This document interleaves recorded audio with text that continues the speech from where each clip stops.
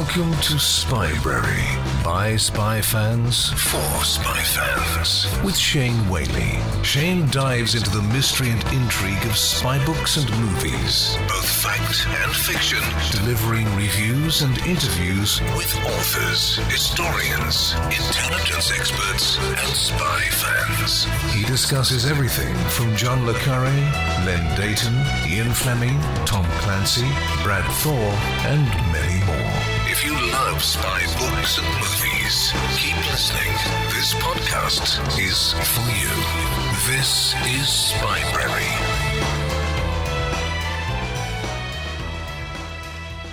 It's a brush pass, quick and simple. You are listening to Brush Pass on Spybrary.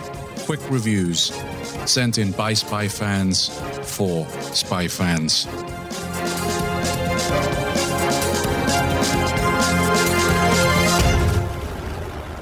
Hello and welcome to Spybrary. Today I have a very quick brush pass for you. It's a Matt Helm book, so this is the second Matt Helm. Matthew Bradford also recorded a brush pass on Matt Helm, but the book he reviewed was The Interlopers, back on episode 49. I'll add that into the show notes for today. The book I just read is called The Removers, and it was a book that Bill Koenig, the chief of staff over at the Spy Command, listed in his Dead Drop 5 as a Matt Helm book that he really enjoys. So I thought, well, I've never read one. Let's give it a go. And here are my very quick thoughts. As I say, I've just finished this book. So basically, it's a year since his reactivation, and counter-agent Matt Helm, codenamed Eric, gets a call from his ex-wife asking for help. Soon he's torn between the neurotic urges of a gangster's headstrong daughter and the remnants of his former life. There's also his day job. Enemy agent Martel must be removed before he can threaten national security or the lives of Helm's family. If you were working for a criminal organization, you'd be called enforcers. Removers is a good word. So the book itself, intriguing. Letter comes out of the blue. He's reactivated to go to Reno, Nevada. Interesting setting for a book. So straight off the bat, what I will tell you, it's not really a spy book. This is a kind of spy agent meets mob bosses crime book. Still, I enjoyed it. Here's the thing. I wasn't really thinking I would get much out of it because you know me, right? I'm into my British classic spy stuff. But what I like about the Matt Helm novel was the story was engaging, good plot line. You know, I kept asking myself, because it doesn't become abundantly clear in the early stages of the book why his ex-wife was called him. I like the fact there was a moment when he met his ex-wife. They explained that she had left him because his violence had become clear to her in his job. And I don't want to go into spoiler territory. They explain a little bit more about that towards the end of the book. And she's married another guy who also turns out to be a bit of a hard man. So there are some interesting questions about this woman's character inferred in this book. But I liked it. I thought it was a fast read. You know, I knocked it out over a weekend pretty much. And that's not something I tend to do very often. So it was engaging, good pace on it. I liked the characters. What I kept thinking, though, when I was reading this was Matt Helm reminds me of Jack Reacher. Now, full disclosure, I've only read a handful of Reachers, and this is my first Matt Helm. So I may be a little wide of the mark, but, you know, the guy who works on his own has to use his guile and his wit, backed up by some pretty strong contacts that he can call upon. Tough, gritty, doesn't take any crap. I mean, there is one scene where he is entering his motel. And I think this is what I liked about the book. Yes, you do have to suspend belief a little bit in terms of some of the plot line.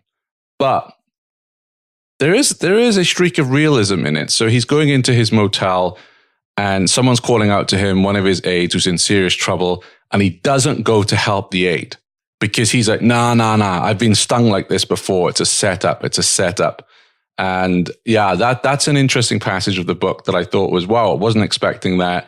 There was also another incident where a character is killed that in many of the books you read today of this ilk, the character wouldn't have been killed off. The character might have been the hero, which would have made it totally unbelievable. But there are situations, and I think this is from what I gather with Matt Helm, he does get himself out of tight squeezes. So a bit of additional suspension of disbelief is required.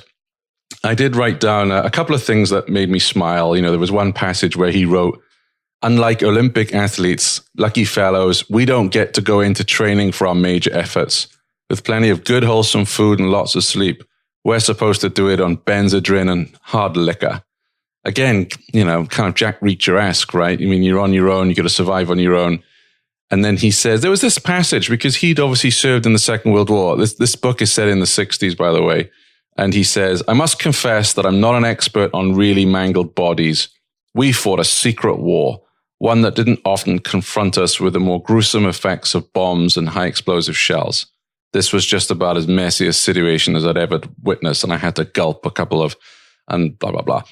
Again, a little bit of realism there that, some spy characters just kind of, raise an eyebrow at a dead, mutilated body. But here he's kind of moved by it because, I think the quote explains it.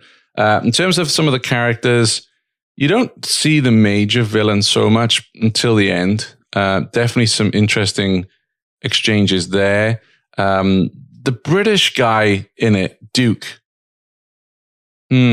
I don't know if he really worked for me. And I think it may be the diction used in the dialogue, because it was all this old chap, dear boy, that, I'm British. I'd never heard anyone say that. Mind you, I went to a working class school. I'm sure Craigsy has heard that where he went to school, maybe. Just teasing. But for me, it kind of just came off as that, stereotypical upper class Brit, etc. So that didn't really work. I think the main female character in it was good. I thought she was believable, and interesting backstory to her as well. And then the wife, I mean, how do I say this without giving you the spoilers? There are scenes at the end of the book, which again, there is this realism and grittiness to this book that, most heroes would have stepped in. Let me just say that, because I don't want to ruin it for anybody. So like I say, if I compared the books I've read on Reacher and Matt Helm, I think I preferred Helm just because I really love the fact it's set in the 60s.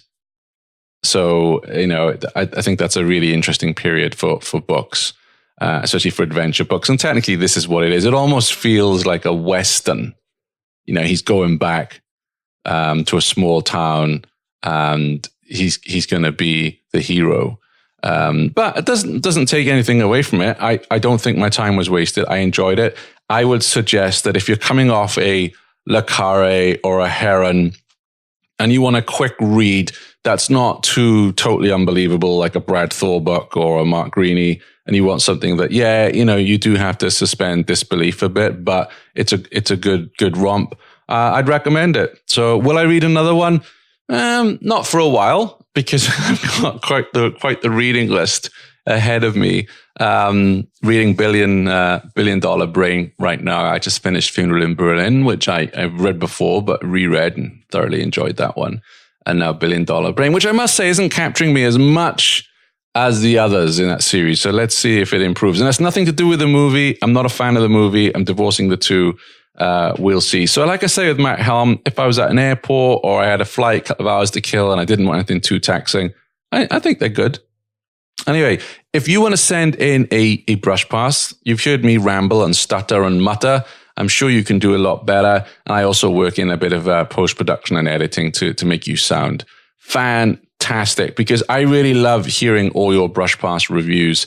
And as I say, this is not a finessed review, right? I could have sat down and written this out and read it out. We don't want that. Just finish the book, pick up your phone, tell us what you think. As if you're meeting me down the pub after you've bought me a large scotch, of course, and tell me what you think of the book you've just read. And if you go to spybrary.com, my contact details are there, or it's shane@spybrary.com. Until next time, Spybrarians, cheerio.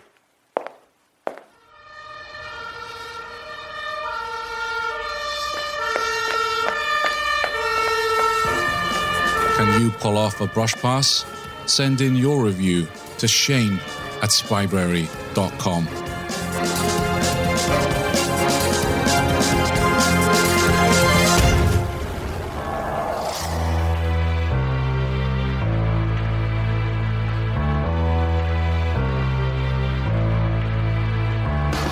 Thanks for listening to the Spybrary podcast. You don't have to wait for the next episode.